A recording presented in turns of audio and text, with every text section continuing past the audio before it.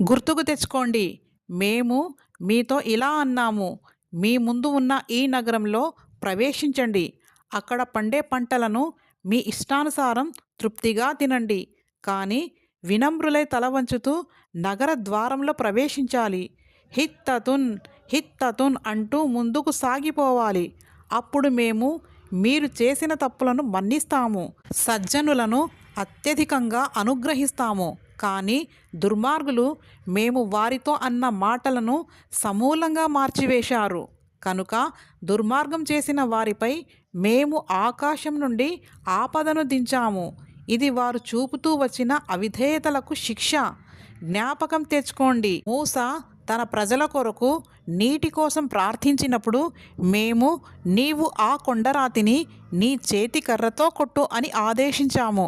తదనుగుణంగా కొండరాయి నుండి 12 ఊటలు పెళ్ళుబికాయి. ప్రతి తెగవారు తమ నీరు త్రాగే స్థలాన్ని కనుగొన్నారు.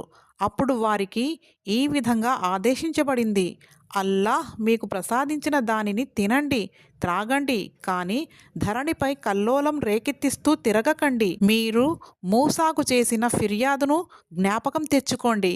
ఒకే రకమైన భోజనాన్ని మేము భరించలేకుండా ఉన్నాము. భూమిలో ఉత్పత్తి అయ్యే ఆకుకూరలు, కూరగాయలు, గోధుమలు, వెల్లుల్లి, ఉల్లిపాయలు, పప్పు దినుసులు మొదలైనవి మా కొరకు పండించు అని నీవు నీ ప్రభువును ప్రార్థించు. అప్పుడు మూసా ఇలా అడిగాడు: శ్రేష్టమైన దానికి బదులుగా నీచమైన దానిని కోరుకుంటున్నారా?